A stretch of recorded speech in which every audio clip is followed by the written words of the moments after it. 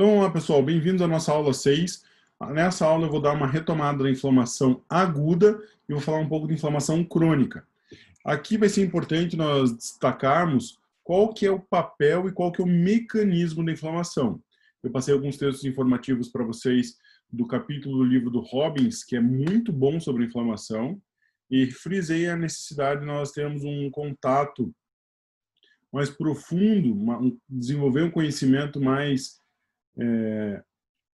aprofundado mesmo em relação à inflamação, visto que a inflamação vai acontecer em quase todos os tecidos, só não acontece naqueles tecidos que não são vascularizados, ok?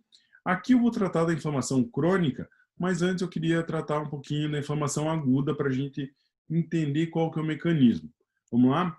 Agora, para entender o mecanismo, eu queria que vocês acompanhassem o seguinte processo. Eu tenho um processo que acontece da seguinte forma. Eu tenho um tecido íntegro aqui, não tenho?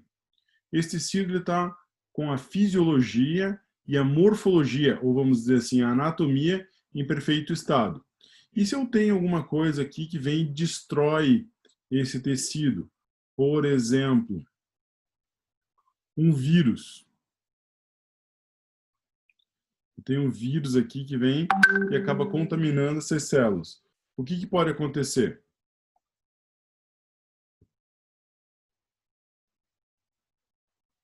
Esse vírus vai gerar a necrose dessas células. Ou então uma bactéria, uma toxina, qualquer que for o agente etiológico. Quais as classificações de agente etiológico que nós temos? Nós temos a classificação químico, físico e biológico. Então, o que seria um químico? Por exemplo, um agente cautrópico, um agente desnaturante, como ácido clorídrico, ácido muriático, o próprio ácido acético em concentrações muito altas, acima de 5% começa a fazer lesão. As meninas gostam de usar no rosto aí o ácido retinóico, que faz a remoção das células que estão em processo de apoptose, ou então remove imperfeições. O ácido retinóico tem uma característica de desgastar as células que estão crescendo de forma errada, então padroniza o crescimento dessas células. Então pode ser qualquer coisa que gere um problema.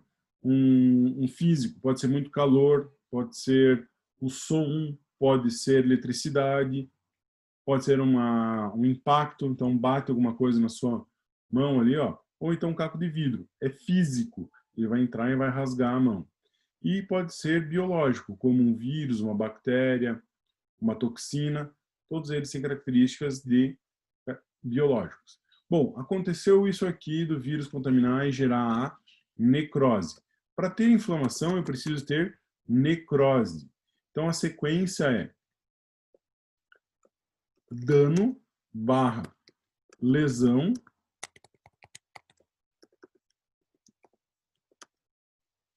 depois seguidos de necrose das células. Quando as células entram em necrose, as células elas são formadas por aquela... Vou puxar aqui ó, uma célula. Deixa eu pegar aqui, ó.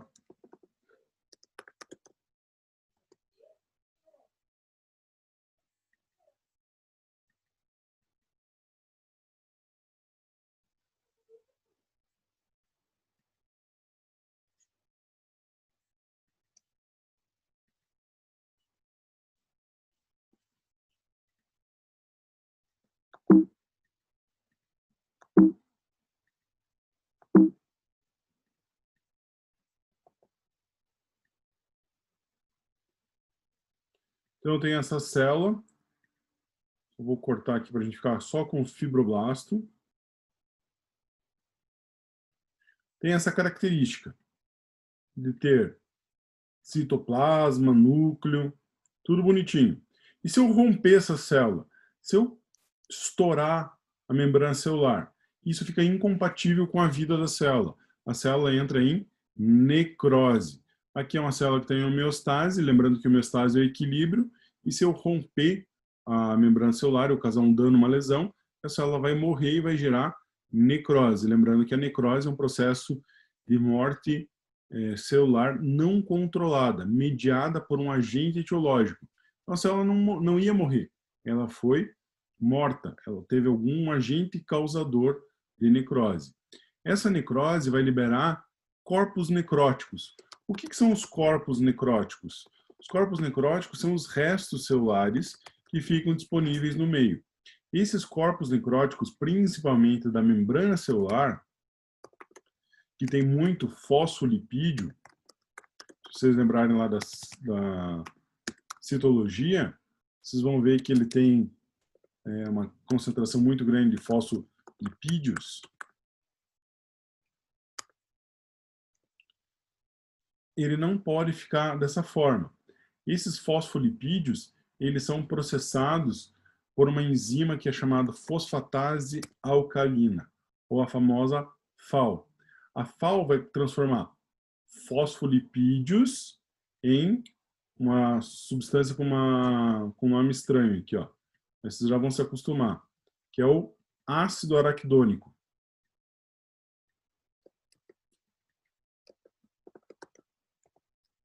Ácido araquidônico.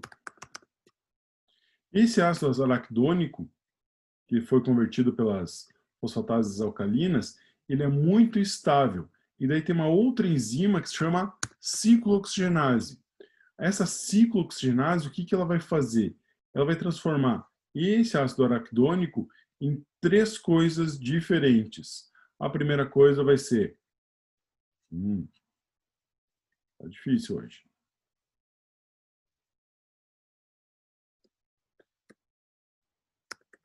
Prostaglandina.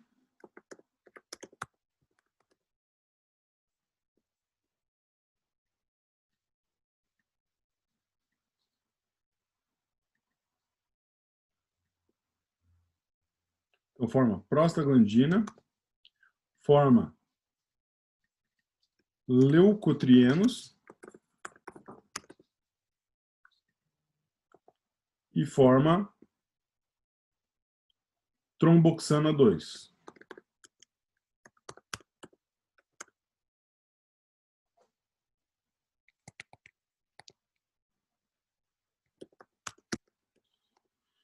Qual que é a característica da prostaglandina? A prostaglandina tem alguns tipos que elas geram estímulo dos nervos. Então, o estímulo que vai causar na prostaglandina é a dor. O que vão fazer os leucotrienos? Os leucotrienos, eles vão causar a migração das células do sistema imunológico. Eles vão atrair os leucócitos. Lembrando que o nome para atração de leucócitos a gente pode definir como quimiotaxia. O que é quimiotaxia? É atraído por um agente químico.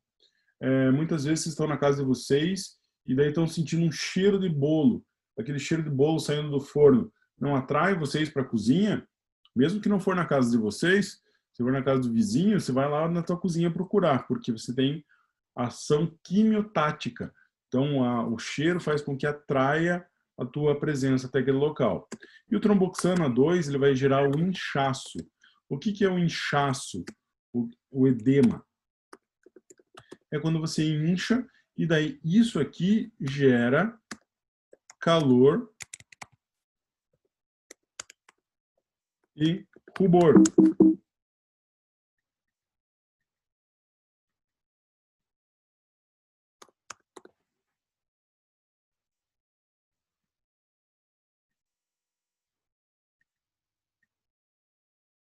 Ok? Então, lembrando que a inflamação aguda, ela tem essa característica. Para você ter uma inflamação aguda, você precisa ter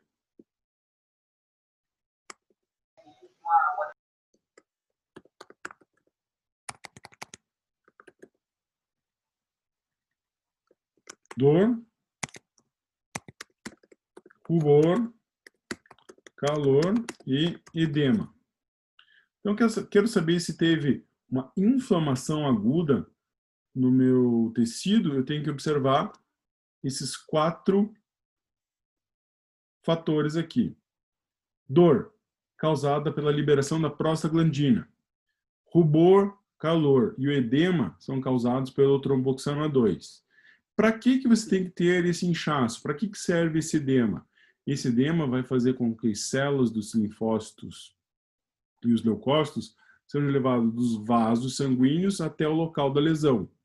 Então, eu vou pegar aqui uma outra imagem, se vocês me permitem, só dar uma paradinha na aula, que eu vou pegar outra imagem que fechou o...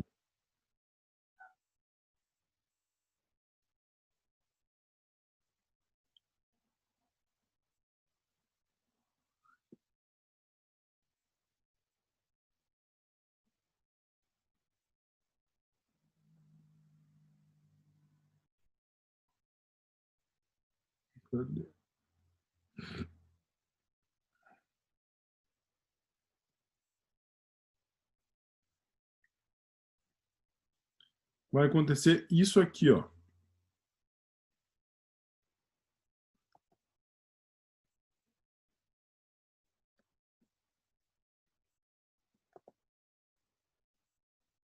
que está acontecendo aqui, ó?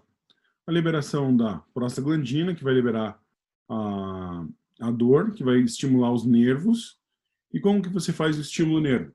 Olhem aqui a minha mão. Na mão nós temos essa porção da mão aqui, ó, que ela tem um plexo nervoso. Então tem vários nervos convergindo nesse local. Se você apertar ele com a pressão, com o polegar indicador, você vai sentir uma leve dor.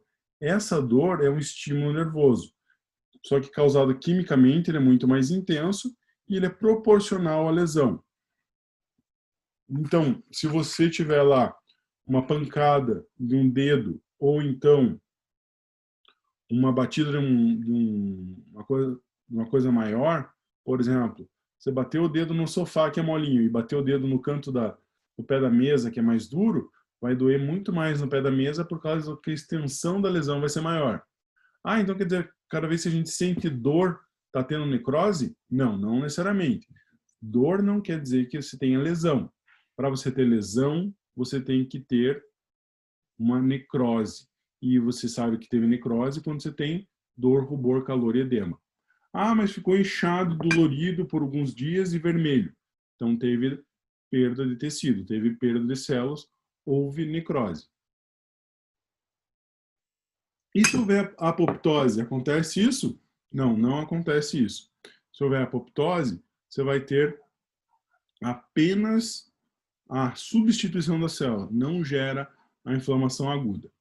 Ah, professor, e como que a gente aplica isso? Então, qualquer tecido vascularizado, qualquer tecido que tenha vasos sanguíneos próximos, todos os tecidos conjuntivos, com exceção do tendão, que ele não tem uma vascularização própria, uma vascularização adjacente, ele vai inflamar.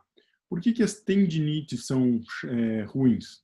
Porque as tendinites, elas acabam não inflamando o tendão em si, mas em si o leito do tendão. Nós vamos ver isso a fundo quando nós vamos ver a questão das inflamações em tecidos musculoesqueléticos. Daí nós vamos tratar lá sobre tendinites. Mas aqui vocês têm que estar atentos porque toda inflamação ela é resposta a uma agressão, a uma lesão, a uma morte celular. E essa morte celular é por necrose causada por um agente etiológico.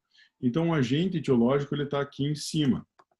Ó, agente etiológico causa dano-lesão, que causa necrose. Os corpos necróticos são, na maioria, membrana celular. Os fosfolipídios são convertidos pela FAO. A FAO é uma enzima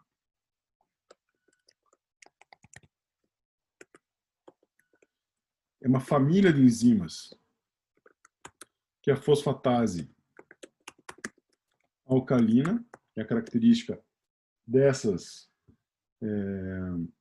enzimas, e uma outra enzima que transforma o ácido araquidônico em prostaglandina. Então, como que acontece o processo? Membrana celular fica ali livre, a fosfatase alcalina transforma os grupos em ácido araquidônico. Esse ácido araquidônico é convertido pela ciclooxigenase em prostaglandina, leucotrienos e tromboxano. Se vocês já tomaram algum anti-inflamatório na vida, qualquer que ele seja, nimesulida, Cataflã, Voltaren, que mais? Naproxeno. E todos eles vão agir nesta enzima aqui, que é a ciclooxigenase. Essa enzima regula a liberação da dor. E por liberar a percepção da dor, por liberar a prostaglandina, ela é muito utilizada para combater a dor.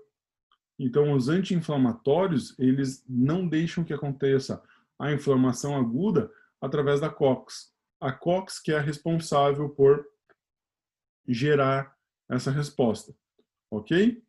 Já a FAO é uma enzima que acontece muito rápido. A FAO, ela gera essa resposta em minutos. Então, rompeu a membrana celular, minutos depois você já transformou todo o ácido araquidônico, todos os corpos necróticos em ácido araquidônico. E o ácido araquidônico, uma vez, é convertido pela ciclooxigenase em prostaglandina, leucotrienos e tromboxano. Até vou colocar aqui um destaque para vocês lembrarem disso, que são as 3 coisas similares.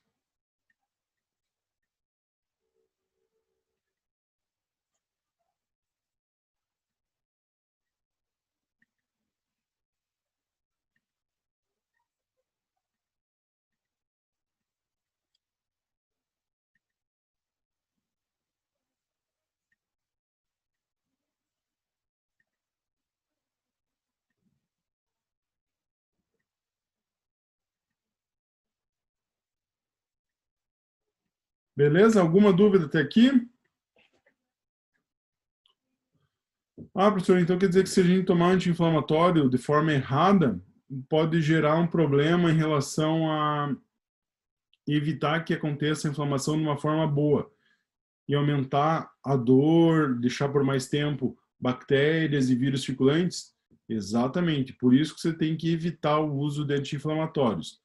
Até na fisioterapia tem uma escola, um grupo de pessoas que analisam a constância da dor em relação à liberação da prostaglandina. Então, tem muitas pessoas que reclamam de dor quando não é prostaglandina, quando é apenas uma liberação de ácido lático. Aquela dor boa do exercício, de você fazer um exercício muito intenso e sentir aquelas dores, principalmente em membro inferior, ou se fez uma série lá mais forte, mais puxada na academia, vai sentir aquela dor boa, ok? Alguma dúvida?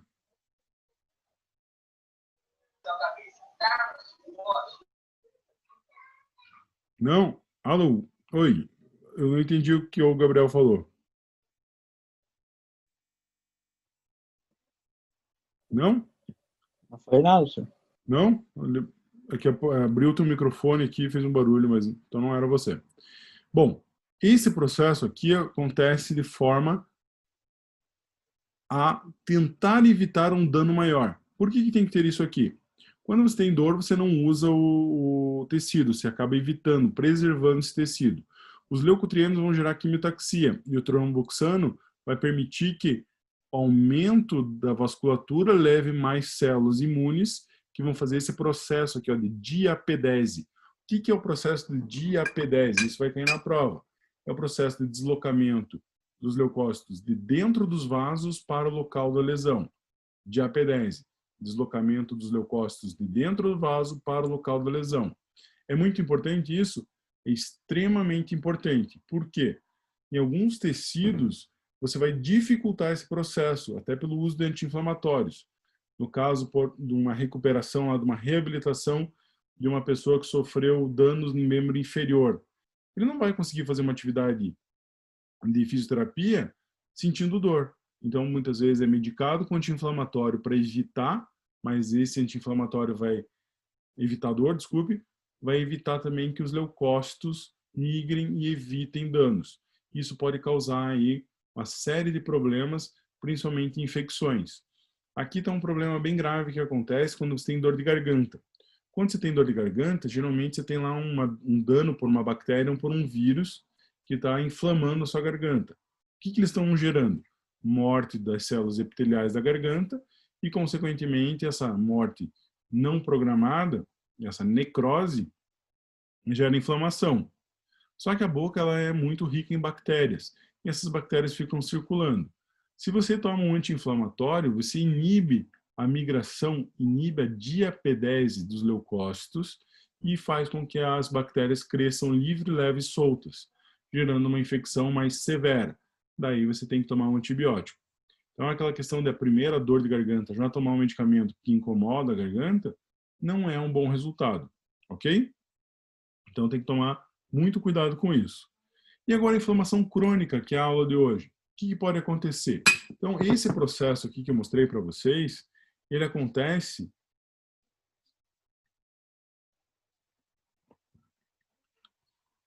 de 6 horas até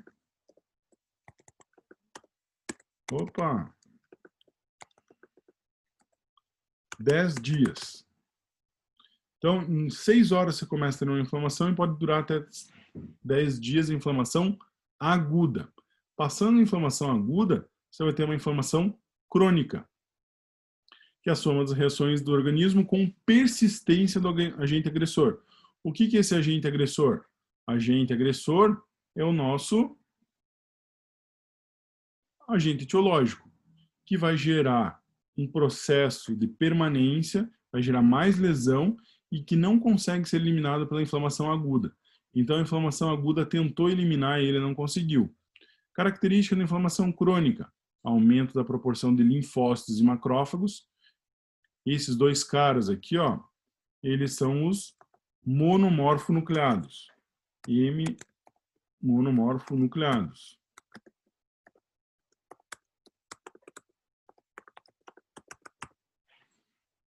Ok? Então, eles têm um único formato de núcleo, diferente dos polimorfonucleados. Quem são os polimorfonucleados?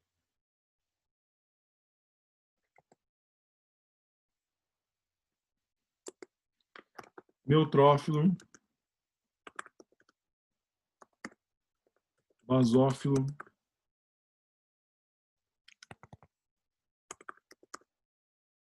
e eosinófilo.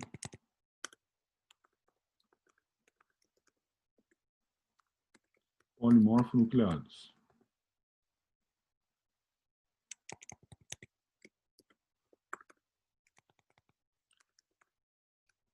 Muda alguma coisa na resposta imune? Muda. Porque essa resposta imune aqui ela é mais específica. E ela pertence à inflamação crônica.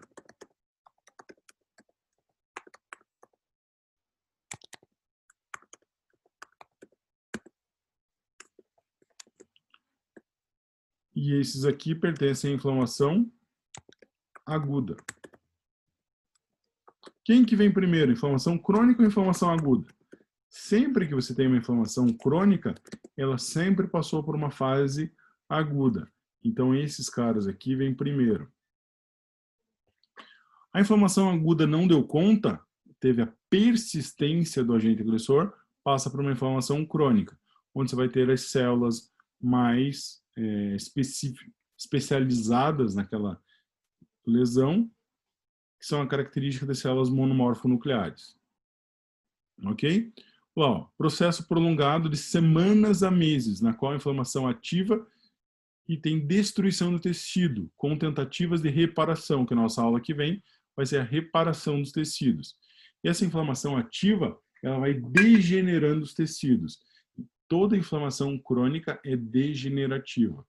Lembrem disso. Se eu tenho uma inflamação crônica no joelho, ela é uma degeneração progressiva. Ela nunca tem um estado normal. Ela sempre vai estar deteriorando os tecidos. Se a inflamação aguda tem dor, rubor, calor e edema, a inflamação crônica, por outro lado, é assintomática. Ela não oferece sintomas. E, por não oferecer sintomas, você muitas vezes não percebe o que está acontecendo. Quando que você vai perceber? Quando o dano causado por ela, principalmente em articulações que vai enrijecer a circulação, ou então em doenças reumatoides, você pode ter um problema mais sério, em relação à destruição do tecido, ou aterosclerose, que pode chegar a fechar, ocluir uma artéria, só vai saber quando tem esse caso. A tuberculose também é uma doença inflamatória crônica. Na tuberculose, você tem a degeneração dos tecidos. Tuberculose não é só aquela doença pulmonar causada pelo Mycobacterium tuberculosis. Ela também pode ser um processo de inflamação crônica mediado por danos repetitivos, podem ser dos mais variados, e que pode gerar tuberculose. Existe um processo chamado tuberculose óssea, onde o tecido vai formando buracos, que quer dizer tubérculos, então vai formando esses buracos por causa de inflamação crônica. E a DPOC? A DPOC também tem característica? Também tem essa característica. A DPOC tem uma característica de ser, além de ser assintomática, ela tem um comprometimento gradativo, porém exponencial. O que quer dizer isso? Quanto mais dano acontece, quanto maior o tempo passa, maior vai ser o dano, e esse dano nunca vai ser menor. Ele sempre vai ser maior. Por exemplo, se você tem um dano de 2 centímetros quadrados, esse dano, se não for tratado, se não for feito nenhuma ação, ele vai passar para 4 centímetros quadrados. Se não for tratado, ele vai passar para 16 centímetros quadrados. Sempre em progressão exponencial, ok?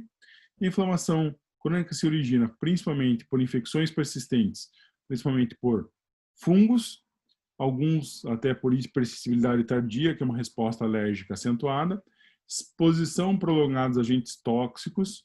Então, se tem alguém aí que fuma, já pode repensar na sua vida a relação do uso do cigarro, porque vai gerar dano, e as reações autoimunes, que acabam gerando esses danos. Ok? As características da inflamação, das reações crônicas. É o infiltrado de células mononucleares, macrófagos e linfócitos, são os monomorfonucleares. Plasmócito é um tipo de linfócito, tá? O linfócito é a célula que coordena e o plasmócito é a célula que produz imunoglobulina. A destruição tecidual induzida pelas células inflamatórias. A cicatrização ou substituição por tecido danificado pelo tecido conjuntivo. E a angiogênese. Então, vamos lá. Infiltrado mononuclear. Quem que é o monócito? É esse cara aqui, ó.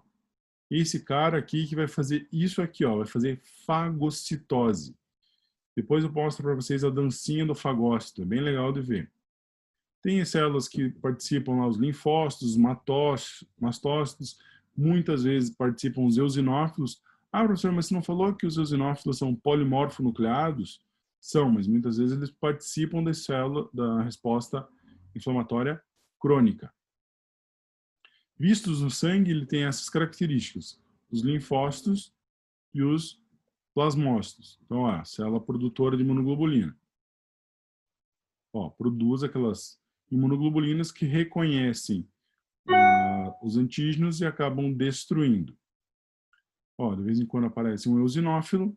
Esse eosinófilo aqui, ele pode atacar e produzir IgE, que é uma molécula, uma imunoglobulina, especificamente de alergias. Tem inflamação granulomatosa, que vai formando um tecido epitelioide ao redor da lesão. Esse granuloma é uma área focal de inflamação, onde você tem várias células se unindo e formando células gigantes. Então, olhem aqui o que acontece. No foco da lesão, você começa a ter essas células que começam a se fundir, formando células multinucleares e células gigantes para tentar conter este processo de lesão. O que pode acontecer se você esquecer lá durante uma cirurgia uma gaze no abdômen do paciente? Vai acontecer este processo aqui e vai depois fazendo essa formação em volta do corpo estranho de uma fibrose. Então vai fibrosando ao redor desse corpo estranho até uma hora que chega a isolar o corpo estranho. O corpo estranho fica dentro daquela cápsula, dentro daquela característica fibrosa, e evitando que se degrade e que cause mais dano, ok? O corpo estranho, para ele permanecer, ele precisa ter algumas características, e não são todos os tipos de compostos químicos que geram essa formação de corpo estranho. Por exemplo, algumas bases de titânio, de platina, não formam essa característica. Ácido cirúrgico também não. Silicone muitas vezes não forma. Se o silicone formar essa reação de corpo estranho, tem um problema muito grave. Se for na mama, pode fazer retração da mama e, inclusive, é recomendado a remoção do silicone e remoção de todo esse tecido cicatricial que formava a cápsula de invólucro do silicone. Ok? Tipos de granuloma: o granuloma de corpo estranho e o granuloma de formação imune, que são induzidos por reações imunológicas. Então, alguma coisa ali despertou o sistema imune, algum antígeno despertou o sistema imune que vai começar a fazer essa degeneração. Ok? Então, lá tem a sífilis, esquistossomose, criptococose, coccidiose ou coccidiomicose, que são essas duas doenças acontecem em pacientes imunodeprimidos, então pacientes soropositivos para AIDS, pacientes com câncer que vão apresentar esse tipo de fungo. Recentemente teve uma pesquisa que fez um levantamento de águas de poços artesianos para saber se tinham criptococose. A água do poço artesiano não tinha, mas quando passava pelo sistema de caixas d'água do hospital, desenvolvia criptococose. Por quê? Na caixa d'água ficavam vários pombos, e o pombo é transmissor de criptococose. Então, teve vários casos aí no Brasil, inclusive de 2 indivíduos saudáveis que desenvolveram criptococose e morreram. É uma doença bastante agressiva.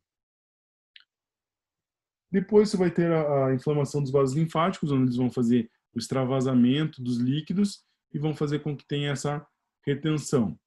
Os padrões morfológicos da inflamação crônica. Pode ser uma inflamação serosa, como essa aqui, ó. Você vai ter uma inflamação ali mediada, geralmente por uma toxina, e um líquido ralo proveniente do soro, que vai fazer essa formação. E pode ter o padrões morfológicos de fibrinosa, com aumento da permeabilidade vascular. Por exemplo, quando você tem uma pericardite, tem lá uma luxação, também acontece isso, você tem uma fibrina. Se você tiver uma torção, 2 ossos que perdem o alinhamento, você vai ter um processo inflamatório de inflamação fibrinosa. Pode ser crônico, pode se tornar crônico se você não remover a fibrina. Então, se muitas vezes fica pedaços desse tecido deteriorado. Acontece muito com tornozelo e com joelho de atletas, onde eles fazem as lesões e não tratam corretamente das lesões. E essas lesões ficam acumuladas de corpos necróticos que levam a um processo de inflamação crônica. E tem a inflamação fibrinosa, que pode acontecer, vai fazendo essa fibrina, uma concentração muito grande dessas proteínas. E tem a inflamação supurativa, onde você vai ter que produzir muito pus, como aqueles abscessos. Então, se forma um abscesso lá e sai aquele pus. Esse pus ele é rico em leucócitos. Ele tem essa cor porque são leucócitos mortos, ok? Isso aqui depois da janta faz um sucesso aqui só. Padrões morfológicos: você pode ter uma úlcera quando você tem uma desepitelização, então pode ser uma inflamação crônica, onde você vai perdendo os epitélios e forma esse tipo de característica aqui, ó, de uma célula, umas células que morreram e vão abrindo escaras, vão abrindo buracos na pele. Beleza? Isso aqui é a perna de uma paciente que estava tratando de um trauma, então ela bateu essa perna e começou com uma escara pequena. E essa escara foi formando, essa úlcera foi aumentando por causa que ela passava muito tempo em pé. É muito comum em pessoas que passam muito longos períodos em pé sem o devido cuidado, principalmente cozinheiras, lavadeiras, pessoas que trabalham no comércio que não podem sentar, podem causar esse tipo de lesão. Ela é associada a outros processos inflamatórios, ela não acontece sozinha. Beleza? Pessoal, alguma dúvida aqui? Não. Não? Então tá. Então daí vocês vão trabalhar com um paciente que tem uma bursite. O que é uma bursite? Inflamação crônica ou aguda?